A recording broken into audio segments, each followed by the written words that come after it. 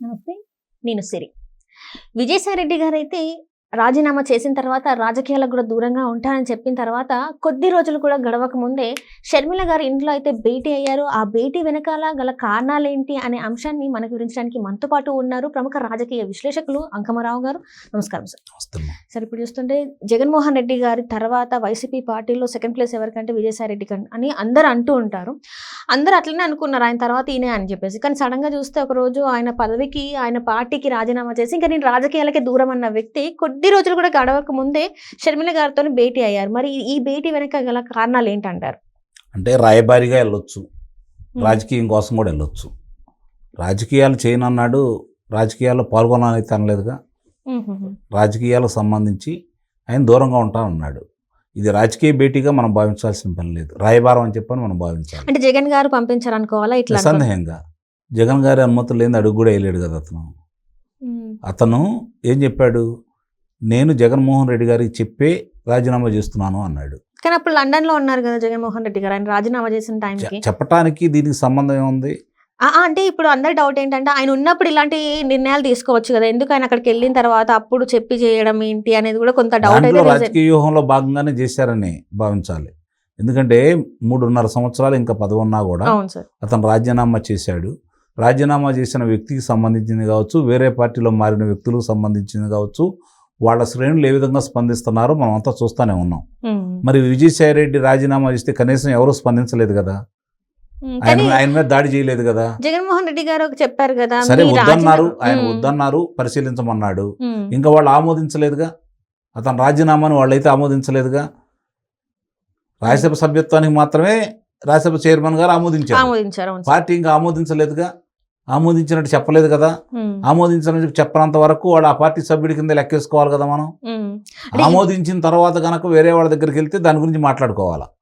ఇంకా ఆమోదించలేదు కదా వాళ్ళు, అంటే ఇంకా ఆ పార్టీ సభ్యుడు హోదాలోనే కొనసాగుతా ఉన్నారు. షర్మిల గారింటికి వెళ్ళారని మీరు అంటున్నారు. నిస్సందేహంగా అందుట్లో ఎలాంటి సందేహం కూడా ఏం లేదు. అంటే ఇలాంటి రాయబారం పంపించి ఉండే అవకాశం ఉందంటారు సార్? రాయబారమా, హెచ్చరిక, పైరాళ్ళు ఏది చెప్తే చేస్తాడు. అది రాయబారంలో కోసం వెళ్ళాడా లేకపోతే హెచ్చరిక కోసం వెళ్ళాడా అనేది చూసుకోవాలి మనం ఇప్పుడు. లేదంటే ఇట్లా జరిగిందా అందరితో మాట్లాడినట్టు నేను పార్టీ అధిష్టానం చెబితేనే మాట్లాడాను, అంతేగాని నా సొంత అభిప్రాయాలు ఏమి లేవు, నాకు వ్యక్తిగతంగా ఎవరితోటి వైరం లేదని చెప్పుకుంటా వచ్చాడు కదా. అదేవిధంగా ఆ అమ్మాయితో చెప్పుకోవడానికి వెళ్ళాడా? ఆ అమ్మాయితో చెప్పుకోవడానికి వెళ్తే 3 గంటల సమయం ఎందుకు వెచ్చించాల్సి వచ్చింది?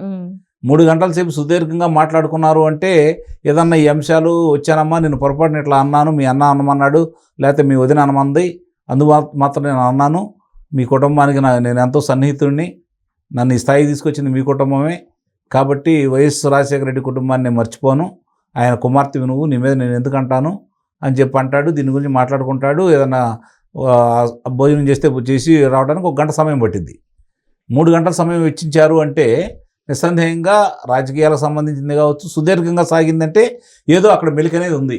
అంటే ఇక్కడ ఇంకొక డౌట్ కూడా వస్తుంది సార్. అంటే రాజశేఖర రెడ్డి గారి వారసులుగా ఏదైనా బల నిరూపణ చేసుకోవాలంటే జగన్మోహన్ రెడ్డి సైడ్ ఏమీ లేదు, అంతా ఉంది కూడా వైఎస్ షర్మిల సైడే, కాబట్టి అట్నుంచి ఇక్కడ రాజీనామా చేసి ఇక్కడ మళ్ళీ స్టార్ట్ చేద్దామని. వైఎస్ షర్మిల దగ్గర ఇప్పుడు అంటే రాజశేఖర గారు పోటీ చేసింది, ఓడిపోయింది, వాళ్ళకి 5% ఓట్లు కూడా రాలేదు, వీళ్ళకి ఇంకా 39% ఓట్లు ఉన్నాయి. ఎట్లా భావిస్తారు వాళ్ళు? అంటే ఇప్పటివరకు కాంగ్రెస్ అనేది అంటే అంటే విభజిత ఆంధ్రప్రదేశ్ అయిన తర్వాత కాంగ్రెస్ కి అక్కడ లేని ప్లేస్ లో కానీ ఎంతో కొంత ఓట్ బ్యాంక్ ఎంతో కొంత అండి. ఒక ఎక్కడ పంచాయతీ సర్పంచ్ ఉన్నారా, లేకపోతే ఎంపీటీసీ సభ్యుడు ఉన్నారా, జడ్పీటీసీ సభ్యులు ఉన్నారా, మండలాధ్యక్షుడు ఉన్నారా, జిల్లా పరిషత్ చైర్మన్ ఉన్నారా, మున్సిపల్ కౌన్సిలర్లు ఉన్నారా, మున్సిపల్ చైర్మన్ ఉన్నాడా, కార్పొరేటర్ ఉన్నాడా, కార్పొరేషన్ చైర్మన్ ఉన్నాడా, లేకపోతే శాసనసభ్యుడు ఉన్నాడా, శాసనమండలి సభ్యుడు ఉన్నాడా, లోక్సభ సభ్యుడు ఉన్నాడా, రాజ్యసభ సభ్యుడు ఉన్నారా, ఎవరున్నారని మనం మాట్లాడుకోవాలి. వాళ్ళ గురించి ఎంత శాతం ఉంది ఇప్పుడు వాళ్ళ గురించి కాంగ్రెస్కి? దానికోసం ఎందుకు వెళ్తారు? 39% రామారామి 39% చిల్లర, 40% ఉంది ఇప్పటికి జగన్మోహన్ రెడ్డికి అని చెప్పని గణాంకాలు కనపడతానే ఉన్నాయి కదా. మరి ఇప్పుడు నిజంగానే మళ్ళీ వీళ్ళు ఏదన్నా తలపడ్డప్పుడు, అప్పుడు ఏదన్నా వాళ్ళు వీళ్ళకంటే ఆధిక్యంలో ఉన్నప్పుడు అప్పుడు వాళ్ళ బలం పెరిగిందని భావిస్తారు. అప్పుడే ఏమైంది అంటే వీళ్ళు రాజీనామా చేసిన వాళ్ళందరూ కాంగ్రెస్ పార్టీలోకి వెళ్ళట్లేదు కదా. పని ఇతను వెళ్ళాడా? వెళ్ళలేదు కదా. కాంగ్రెస్ పార్టీలోకి ఎవరు వెళ్ళట్లేదు. వాళ్ళందరూ కూడా భారతీయ జనతా పార్టీ, జనసేన, తెలుగుదేశం పార్టీ అని చెప్పిన ఆ పంచనే చేరుతున్నారు. ఇంకా ఏ విధంగా బలపడింది కాంగ్రెస్ అనుకుంటాడు? ఆ భావం అసలు ఎందుకు వచ్చింది? చెప్పుకోవడానికో కాసేపు ప్రచారం చేసుకోవడానికో పనికి వచ్చిద్దే తప్ప కేంద్రంలో 50 స్థానాల నుంచి 99 స్థానాలకి ఎగబాకారు వాళ్ళు. అదొకటే. రేపు పొద్దున కూటమి అధికారంలోకి వచ్చింది అనుకోండి, వాళ్ళ కూటమి, అప్పుడు కూడా వెళ్తారు. వాళ్ళు ఏం కాదనే మనుషులు అయితే కాదుగా. ఎందుకంటే వచ్చేవాళ్ళని చేర్చుకుంటూనే ఉంటారుగా. ఏ రాజకీయ పార్టీని చూస్తూనే ఉన్నాం. కత్తులు దూసుకుంటున్నారు, బాంబులు వేసుకుంటున్నారు, తిట్టుకుంటున్నారు, కొట్టుకుంటున్నారు, చంపుకుంటున్నారు. మళ్ళీ ఆ కుటుంబాలే పార్టీలో కలిసిపోతానే ఉన్నాయి కదా. కాబట్టి పార్టీలకి సిద్ధాంతాలు లేవు, నాయకులకి సిద్ధాంతాలు లేవు. సో ఏ పార్టీ వాళ్ళు ఎంత తిట్టుకున్నా కూడా తర్వాత అధికారం ఎటు సైడ్ ఉంటే అటు సైడ్ జంప్ అయిపోతారు. ప్రజలే పిచ్చాళ్ళు, ప్రజలే అమాయకులు, వాళ్ళంతా ఒకటే. సో ఈ రాయబార్ అంటే ఈ భేటీ వెనకాల చాలా వరకు వార్తలు వస్తున్నాయి. అంటే ఎట్లా అంటే జగన్మోహన్ రెడ్డి గారు రాయబారం పంపించారు ఒకటి, అయితే విజయసాయి రెడ్డి గారు మళ్ళీ ఏదో ఒక పన్నాగం అయితే పన్నుతున్నారు షర్మిల గారితోని అని చెప్పేసి ఒకటి. ఇందులో ఏదంటారు సార్? అంత ధైర్యం చేస్తాడని నేనైతే అనుకోను.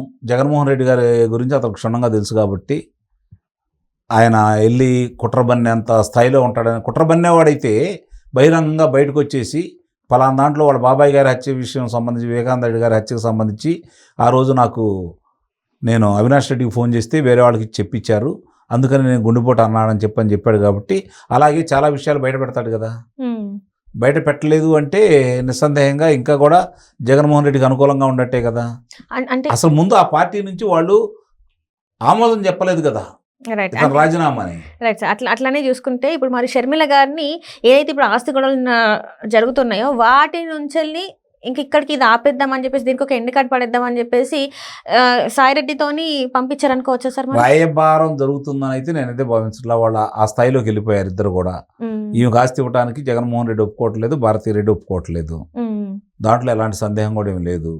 ఇవేమో న్యాయ పోరాటం అని చెప్పని చేస్తూ ఉంది. ఓ పక్క సునీత పోరాటం చేస్తానే ఉంది. అయినా సరే ఈ పరిగణలో తీసుకోవట్లేదు వాళ్ళు. వాళ్ళ పని వాళ్ళు చేసుకుంటానే ఉన్నారు. సయోధ్య కుదిరే పరిస్థితి అయితే కనపట్టలేదు. ఈ సందర్భంగా వెళ్ళి మాట్లాడాడు అంటే అవి వదులుకోమని చెప్పడమో బెదిరించడానికి వెళ్ళి ఉంటాడు. దానికోసం అంతే మరి నిస్సందేహంగా. అన్నారు కదా సార్, హిందూ భోజనం తప్పదు కదా. అదే నేను అన్నాను, కొట్టుకున్నా తిట్టుకున్నా కలిసిపోతున్నట్టే. దాని గురించి మాట్లాడుకున్నప్పుడు వచ్చినప్పుడు సుదీర్ఘంగా జరుగుతుంది కాబట్టి భోంచేసి రావచ్చు ఆలస్యం అయిన తర్వాత. దీనికి సంబంధం లేదు కదా. అతను రాలేదు కదా, ప్రత్యర్థి కాదు కదా, ఎవరో తరపున వచ్చాడు కాబట్టి అతనితోటి మాట్లాడతారు.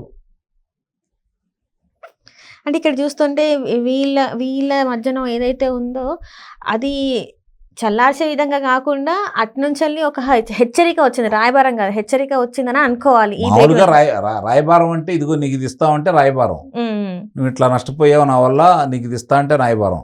అసలు ఏమీ మీ చేతన ఏం చేసుకోండి అని చెప్పని న్యాయస్థానానికి వెళ్ళిన తర్వాత అక్కడ రాయబారాలు ఏముంటాయి, హెచ్చరికలే ఉంటాయి. ఖచ్చితంగా ఇది హెచ్చరిక లాగా భావించాలి, హెచ్చరిక భేటీ అని అనాలి, అందుట్లో అనుమానమే లేదు. Right sir, right. Thank you so much sir.